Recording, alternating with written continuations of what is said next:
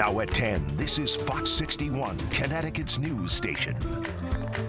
To even think about hurting a child, especially in such a heinous manner, it's hard for us to wrap our heads around it.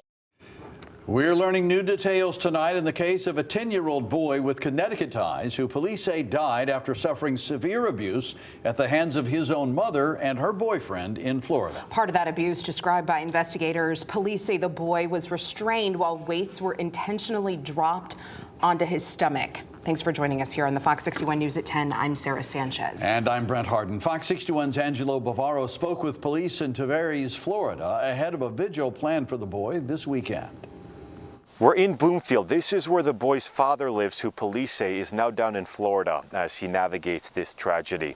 Now, police also tell me there was some sort of time-sharing set up between the parents, but that boy went to school in Florida.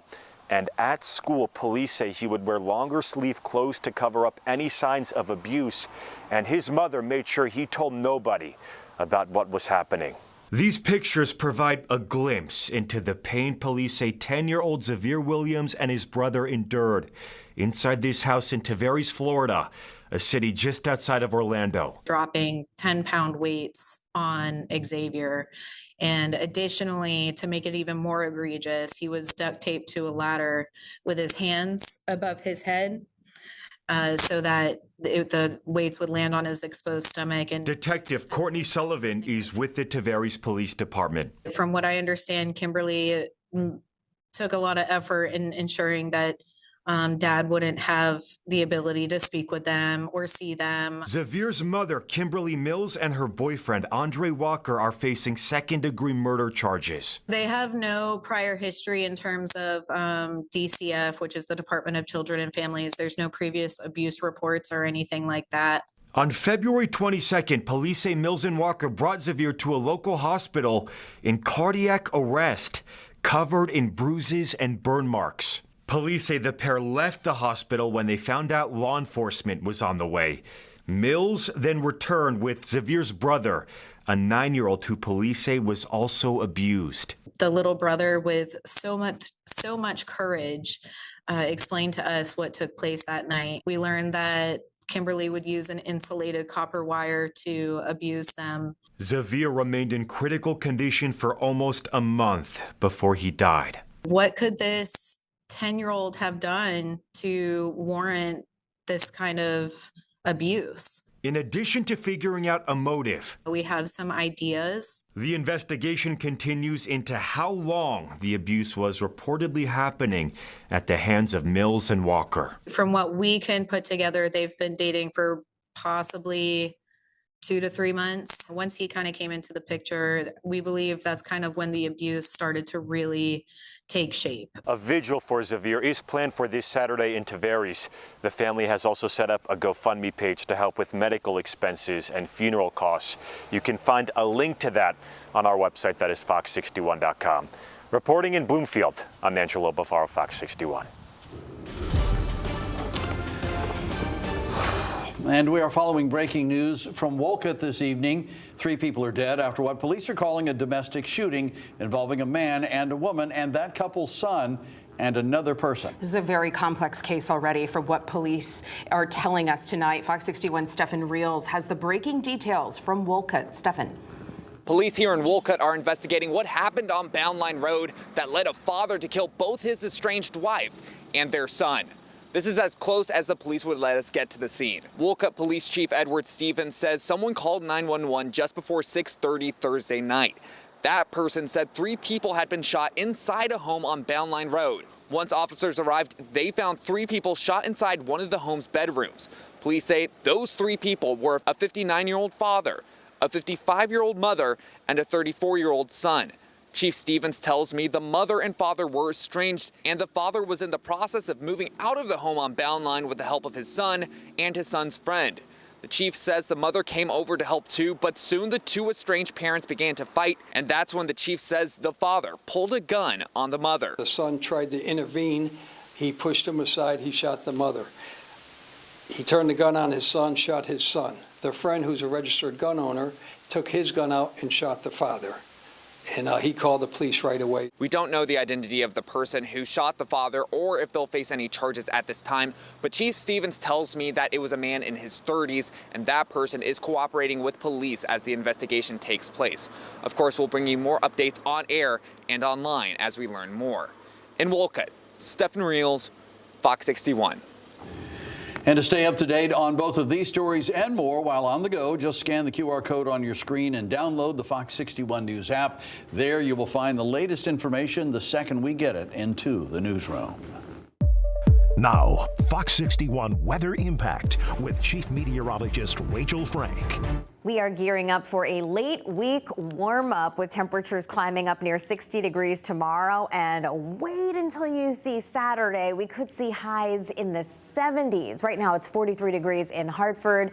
A beautiful sunny day out there. I think we trade the sun in for those warmer temperatures, so it won't be quite as bright tomorrow, but still a lovely day. 33 right now in Windham and near 40 in Bridgeport. As we head towards daybreak, temperatures will actually start ticking up a little bit, and that's because a front will pass through the area overnight, and that front could bring us not only a scattered shower while we sleep, but maybe even a snow shower in parts of the state. Still, with temperatures above freezing, I'm not expecting any impact from that, and all of us will just probably sleep right through this unless you're a third shifter that's just waking up now. Otherwise, heading into tomorrow morning, we'll begin with temperatures right around 40 degrees with partly cloudy skies. We'll see a mix of sun and clouds through the day. By noon, 1 o'clock, we're looking at temperatures in the mid-50s, and we'll see highs up around 60 degrees as we head through the afternoon tomorrow. But as I mentioned before, if you like this warmth, just wait. We are just getting started. Saturday, we'll really get cooking. We'll explain your full forecast and timing out some rain for the weekend, too, coming up. Rachel, thank you. We have a Fox follow-up from Old Saybrook now. We told you last night that Police Chief Michael Spera is retiring after serving the department for 29 years. His departure comes after town officials investigated why the department struggled to retain officers on the force. Well, today, the town's Board of Selectmen held a special meeting to explain the settlement reached with the chief. Fox 61's Bridget Burelow is in studio breaking it all down for us. Bridget. Sarah Brent, we learned from this meeting tonight that the Old Saybrook Board of Selectmen had two options here: come to a settlement with the police chief or risk paying hundreds of thousands of dollars in arbitration. And while the agreement prevents any admission of wrongdoing, town leaders say it is the right choice to start a fresh chapter for the department and for the town. A town and long-serving police chief are officially parting ways. This was not easy. I'm sure it wasn't easy for the chief. It wasn't easy for the town. The Old Saybrook Board of Selectmen discussed the agreement to separate with Chief Michael Spera in a special meeting Thursday. The board explained why Chief Spera will remain on the town's payroll through September, despite plans to step down as the leader of the police department on April 11th. If this didn't happen, there is a road that we go down that is ugly for everybody, and expensive for everybody. News of Spera's retirement after 29 years with Old Saybrook PD and 16 years as chief comes 2 months after an independent report by the Police Executive Research Forum, also known as PERF. The firm provided the town 31 recommendations to address the department's officer retention issues after hearing this feedback from staff. Why do officers leave the department? They leave the department because of the unpleasant work environment, that they were willing to go to another agency that may pay less because the benefits of the work environment exceeded that. Officers raised concerns about excessive overtime, verbal abuse and intimidation, and a fear of retaliation, with many pointing blame at the chief. There's a lot of people on this phone call or on this meeting who may have said, fire the chief, just fire him based on the PERF report. But the Old Saybrook Board of Selectmen say terminating the town's highest ranking officer is no easy task and could have taken up to 20 months to resolve. That's why leaders agreed to place the chief on administrative duties through the summer and continue health and life insurance for his family for another 18 months. Call it a waste of money, but pay lawyers $500,000 and see how people feel at the end of that. The Old Saybrook Board of Selectmen and Police Commission will now search for Chief Sparrow's successor. And as part of this agreement, there will not be an interim chief named. The board said tonight Sparrow would be on standby to reassume chief duties in the event of a town emergency. In studio, Bridget Bureau, Fox 61. Brent. All right, Bridget, thank you. We have a follow-up now on a story we brought you Tuesday. 3 Wallingford teens are now facing charges for spray painting racial slurs and derogatory terms inside an abandoned building. The teens are charged with burglary, criminal mischief, and criminal trespass. Pictures of the graffiti at 50 South Main Street were posted to social media earlier this week, and a parent we spoke to says her son was targeted. Police tell us they told the property owner what happened and they'll work on securing the building. This is still an active investigation and we'll keep following any and all updates. We reached out to Wallingford Public Schools Superintendent Danielle Belize for comment. The superintendent said the school administration is well aware of the situation that occurred off school grounds over the weekend and continues to follow all district policies and protocols for investigating and reporting such incidents. End quote.